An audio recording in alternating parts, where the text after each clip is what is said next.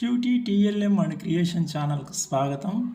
ఈ వీడియోలో మనం తెలుగు పరిమళం 10వ తరగతి తెలుగు వాచకంలోని 2వ పాఠమైన బతుకు గంప పాఠానికి సంబంధించిన ఉద్దేశం, రచయిత్రి పరిచయం, ప్రక్రియ పరిచయం గురించి తెలుసుకుందాం.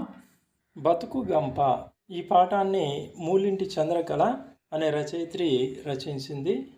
మొదటగా చదవండి, ఆలోచించి చెప్పండి. ఇక్కడ శ్రీ టంగుటూరి ప్రకాశం పంతులు గారు తమ జీవితానికి సంబంధించినటువంటి ఒక సంఘటనను తెలియజేస్తున్నాడు. 1884వ సంవత్సరంలో మా నాయనగారి ఆకస్మిక మరణంతో నా జీవితంలో ఒక పెద్ద అగాధం ఏర్పడింది. ఆ స్థితిలో కుటుంబ భారం అంతా మా తల్లిగారి మీద పడింది. ఈ సంసారం పోషించడానికి ఆమెకు ఉన్న సాధనాలు కూడా కొరతపడిపోయాయి. మా అమ్మగారికి కుటుంబ భవిష్యత్తు విషయమై ఆతృత హెచ్చయింది. మా మేనమామలపై ఆధారపడడం ఇష్టం లేదు. టంగుటూరి ప్రకాశం పంతులు గారి నాయన 1884వ సంవత్సరంలో చనిపోయాడు. ఆ చనిపోవడంతో అంతవరకు కుటుంబ భారాన్ని మోసేటువంటి, కుటుంబాన్ని నడిపేటువంటి తండ్రి చనిపోవడంతో ఆ భారం అంతా ఒకసారిగా తల్లి మీద పడడంతో తల్లి ఆ కుటుంబాన్ని పోషించడానికి ఆమెకు ఆదాయ వనరులు లేవు. ఈ కుటుంబాన్ని ఎలా నెగ్గుకు రావాలి, ఎలా నెట్టుకు రావాలనే ఆందోళన పడింది. అదేవిధంగా వాళ్ళ మేనమామ గారు సహాయం చేయగల స్థితిలోనే ఉన్నారు. కానీ వాళ్ళ మేనమామ గారి మీద ఆధారపడడం అనేది అంతగా ఇష్టం లేదు ఆమెకు.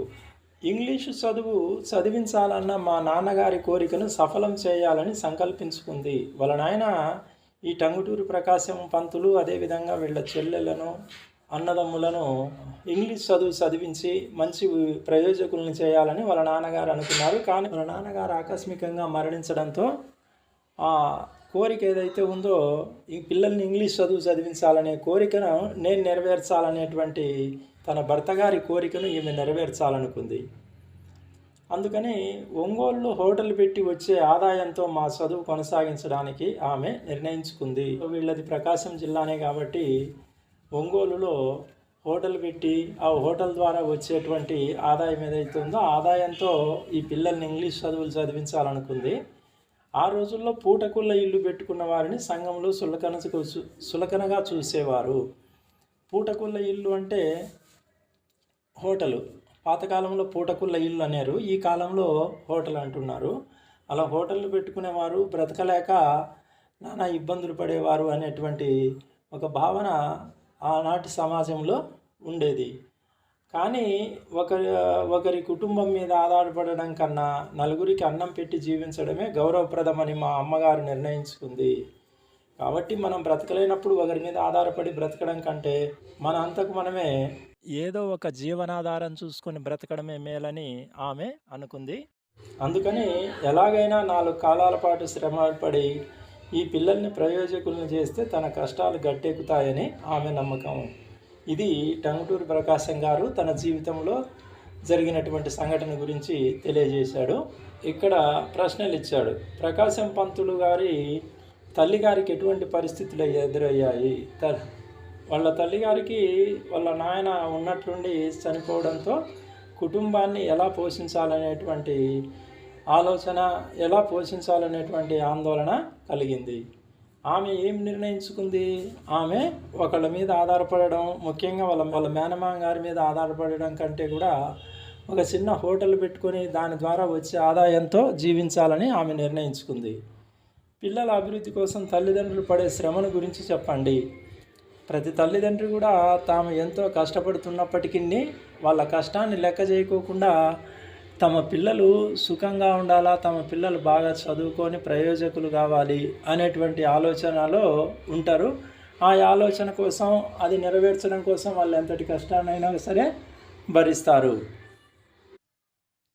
ఉద్దేశం: మానవ జీవితంలో కష్ట సుఖాలు ఉంటాయి.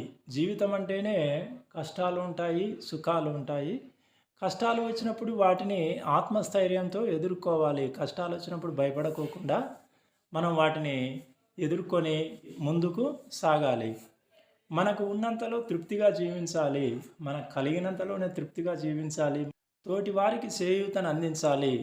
మనకు ఉన్నంతలోనే సంతృప్తిగా జీవిస్తూ ఇతరులకు అంతో ఎంతో సహాయం చేయాలి. మనిషికి మనిషే తోడు, మానవత్వమే జీవిత పరమార్థం అని చెప్పడం ఈ పాఠం ఉద్దేశం. కాబట్టి ప్రతి మనిషి, వాళ్ళు ఉన్న వాళ్ళైనా లేని వాళ్ళైనా, ఇతరులకు తోడుగా ఉండాలి. మానవత్వమే జీవిత పరమార్థం. మానవత్వం అంటే మనిషికి ఉండాల్సినటువంటి లక్షణం అని తెలియజేయడము ఈ పాఠం యొక్క ఉద్దేశం. రచయిత్రి పరిచయం. నిరుపేదల జీవిత వాస్తవాలను కథా వస్తువుగా తీసుకొని రచనలు చేసిన కథా రచయిత్రి మూలింటి చంద్రకళ గారు.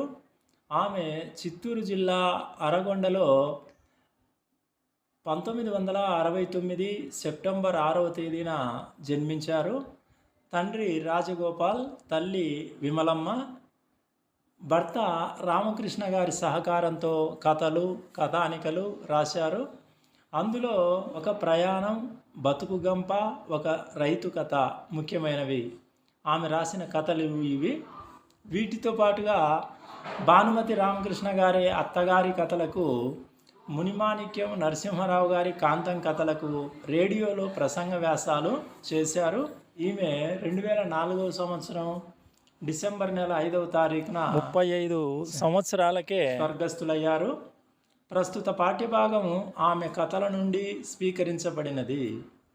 ప్రక్రియ.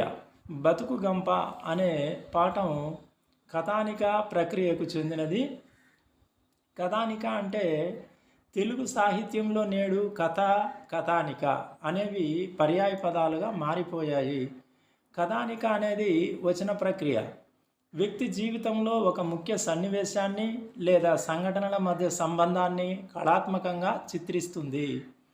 క్లుప్తత దీని ప్రధాన లక్షణం. పాత్రలు, నేపథ్యము, కథనము, జీవిత వాస్తవ చిత్రణ, కంఠస్వరం కథానికలో ముఖ్యమైన అంశాలు. ఇది కథానిక ప్రక్రియ.